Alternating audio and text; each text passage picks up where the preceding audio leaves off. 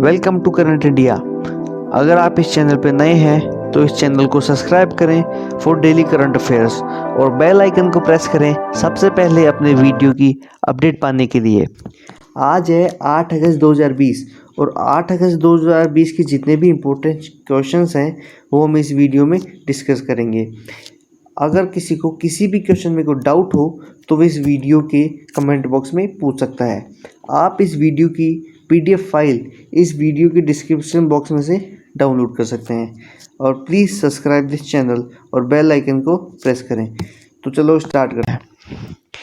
भारत के नए नियंत्रक और महालेखा परीक्षक के रूप में किसे नियुक्त किया गया है? तो भारत के नए नियंत्रक और महालेखा परीक्षक के रूप में GC मुर्मू यानी गिरीश चंद्र मुर्मू को नियुक्त किया गया है। मैंने कल ही आप लोगों को बताया था कि जम्मू कश्मीर के लेफ्टिनेंट गवर्नर गिरीश चंद्र मुर्मू ने इस्तीफा दिया है और उनकी जगह मनोज सिन्हा को जम्मू कश्मीर का नया लेफ्टिनेंट गवर्नर बनाया गया है। तो उनके इस्तीफा देने का कारण भी मैंने बताया था। उन्हें यानी गिरीश चंद्र मुर्मू को भारत के नए नियंत्रक व लेखा परीक्षक या महालेखा परीक्षक बना दिया गया है। एक्चुअली में जो गिरीश चंद्र मुर्मू है वो भारत के 14वें नंबर के CAG बनेंगे यानी controller auditor general of India. अब ये CAG हैं, इनको शपथ कौन दिलाता है? तो हमारे देश के राष्ट्रपति यानी रामनाथ कोविंद गिरीश चंद्र मुर्मू को CAG की शपथ दिलाएंगे। अब CAG की फुल फॉर्म क्या होती है? Controller and auditor general of India. अब CAG का काम क्या होता है?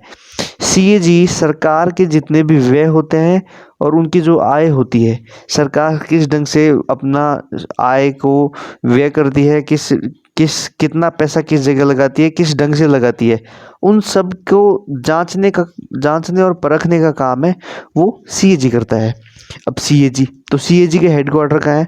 न्यू दिल्ली। और CAG की एस्टेब्लिशमेंट कब हुई थी? 1858 में।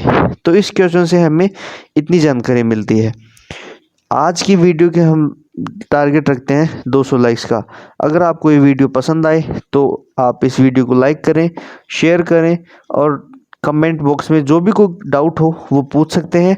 उसके अलावा अपने जितने भी दोस्त हैं उन सबको ये शेयर करें और ये वीडियो डेली देखें। अगर आप करंट अफेयर की वीडियो डेली देखेंगे तो ही कुछ फ़ायदा बन पाएगा, वरना तो कुछ फ़ायदा नहीं होता है। नेक्स्ट क्वेश्चन है, किसान रेल सेवा का शुभारंभ किसने किया है?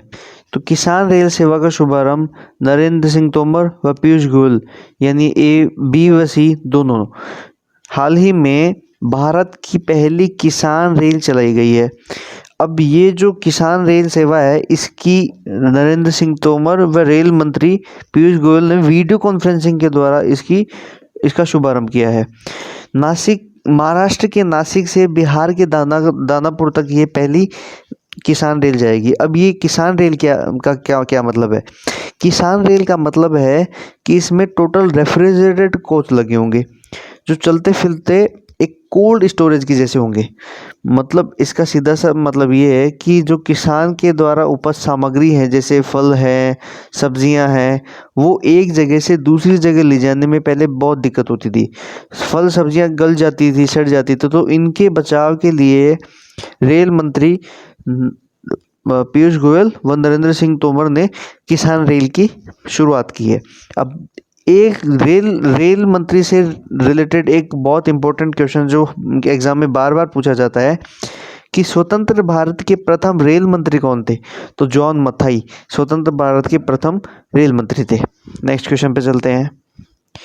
हाल ही में समीर शर्मा का निधन हुआ है, वे कौन थे? तो हाल ही में समीर शर्मा का निधन हुआ है, वे एक टीवी अभिनेता थे। हाल ही में जो समीर शर्मा का जिनका निधन हुआ है वो एक टीवी अभिनेता थे और कुछ टीवी नाटक जैसे हुई सबसे पराई, लेफ्ट राइट, कहानी घर घर की आदि में इन्होंने बहुत अच्छा अभिनय किया है, इसलिए इनका नाम इम्पोर्टेंट है। नेक्स्ट क्वेश्चन पे चलते हैं। हाल ही में UPSC का अध्यक्ष किसे नियुक्त किया गया है? तो हाल ही में प्रदीप कुमार जोशी को UPSC का अध्यक्ष नियुक्त किया गया है। अभी तक यूपीएससी के अध्यक्ष अरविंद सक्सेना थे, अभी ये प्रदीप कुमार जोशी को यूपीएससी का अध्यक्ष चुना गया है। प्रदीप कुमार जोशी छत्तीसगढ़ और मध्य प्रदेश लोक सेवा आयोग के अभी तक अध्यक्ष थे, अभी इन्हें यूपीएससी का अध्यक्ष नियुक्त कर दिया गया है। अब बात है यूपीएससी की, तो यूपीएससी का हेडक्वार्टर कहाँ है? न्यू दिल्ली में। यूपीएससी का एस्टेब्लिशमेंट कब हुआ था? 1 अक्टूबर 1926। WTF स्पोर्ट्स ने अपना नया ब्रांड एम्बेसडर किसे बनाया है? तो WTF स्पोर्ट्स ने हाल ही में सुरेश रैना और हरमनदीप कौर यानी A और B दोनों को अपना ब्रांड एम्बेसडर बनाया है। जो ये WTF स्पोर्ट्स है, ये एक स्पोर्ट्स प्लेटफॉर्म है। ये तो इसने अभी सुरेश रैना और हरमनदीप कौर दोनों को अपना ब्रांड एम्बेसडर बनाया है। नेक्स्ट क्वेश्चन पे चलते हैं। हाल ही में राष्ट्रीय हैंडलूम दिवस यानी राष्ट्रीय हथकरघा दिवस कब मनाया गया है? तो हाल ही में 7 अगस्त को राष्ट्रीय हथकरघा दिवस मनाया गया है। एक्चुअली में जो हथकरघा बुनकर होते हैं उनको सम्मानित करने के लिए 7 अगस्त 2015 को प्रधानमंत्री नरेंद्र मोदी ने राष्ट्रीय हैंडलूम दिवस की शुरुआत की थी। तो नेक्स्ट क्वेश्चन पर चलते हैं। हाल ही में पुलित्जर पुरस्कार विजेता शर्ली एन ग्रू का निधन हुआ है। वे कौन? शर्ली एन ग्रू ये एक प्रसिद्ध कथा लेखक थी। ये यूएसए में एक बुक थी the black Prince and other stories, जो कि नेशनल बुक अवार्ड के लिए नामांकित की गई थी। तो उसकी लेखिका शर्ली एन ग्रू थी, इसलिए इनका नाम इम्पोर्टेंट है। नेक्स्ट क्वेश्चन पे चलते हैं। नई शिक्षा नीति 2020 पर राष्ट्र को संबोधित किसने किया है? तो हमारे देश के प्रधानमंत्री नरेंद्र मोदी ने नई शिक्षा नीति 2020 पर राष्ट्र को संबोधित किया है। अब इससे पहले 2020 से पहले 34 साल पहले 1986 में भी हमारे देश की नई शिक्षा नीति लागू हुई थी। नेक्स्ट क्वेश्चन पे चलते हैं। हाल ही में किस बैंक ने खुदरा विक्रेता के लिए दुकान बीमा शुरू करने के लिए भारतीय AXA के साथ साझेदारी की है? तो हाल ही में एयरटेल पेमेंट्स बैंक ने खुदरा विक्रेता के लिए दुकान बीमा शुरू करने के लिए भारतीय AXA के साथ साझेदारी की है। एक्चुअली में एयरटेल पेमेंट्स बैंक ने खुदरा विक्रेताओं और व्यापारियों के लिए smart plan shop package policy, फिर से सुना, smart plan shop package policy शुरू करने के लिए भारतीय AXA से साझेदारी की है, जिसमें बीमा राशि की सीमा 2 लाख से लेके 25 लाख तक होगी। जैसे किसी भी प्रकार की दुकान के अंदर परेशानी या फिर लूट खसोट होने पे 2 लाख से लेके 25 लाख रुपए तक बीमा कवर दिया जाएगा। अब बात है एयरटेल पेमेंट्स बैंक की। तो एयरटेल पेमेंट्स बैंक के MD एंड CEO कौन है? अनुव्रत विश्वास। एयरटेल पेमेंट बैंक का हेडक्वार्टर कहाँ है? न्यू दिल्ली।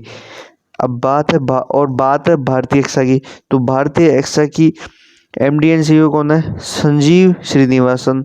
और भारतीय AXA के जो हेडक्वार्टर है वो कहाँ है? मुंबई, महाराष्ट्र। नेक्स्ट क्वेश्चन पे चलते हैं।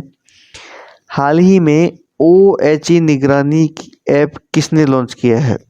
तो हाल ही में OHE निगरानी ऐप इंडियन रेलवेज यानी भारतीय रेलवे ने लॉन्च किया है। अब ये टर्म समझ में नहीं आएगी। OHE मतलब OHE की फुल फॉर्म है ओवरहेड इक्विपमेंट इंजेक्शन ऐप, यानी जो ट्रेन की तकनीकी खामियों के कारण देरी होती है उसको कम करने के लिए ये एक OHE निगरानी ऐप लॉन्च किया जाएगा। अब भारतीय रेलवेज, तो इंडियन रेलवेज मतलब अपने रेलवे मिनिस्टर। तो रेलवे मिनिस्टर कौन है? पीयूष गोयल। और रेलवे बोर्ड के प्रेसिडेंट कौन है? VK यादव। तो ये थे आज के करंट अफेयर्स के क्वेश्चंस। अगर किसी को किसी भी क्वेश्चन में डाउट हो तो वो इस वीडियो के लास्ट में कमेंट बॉक्स में पूछ सकता है। इस वीडियो की PDF इस वीडियो के डिस्क्रिप्शन में मिल जाएगी, जहाँ से आप उसको डाउनलोड कर सकते हैं। और प्लीज़ सब्सक्राइब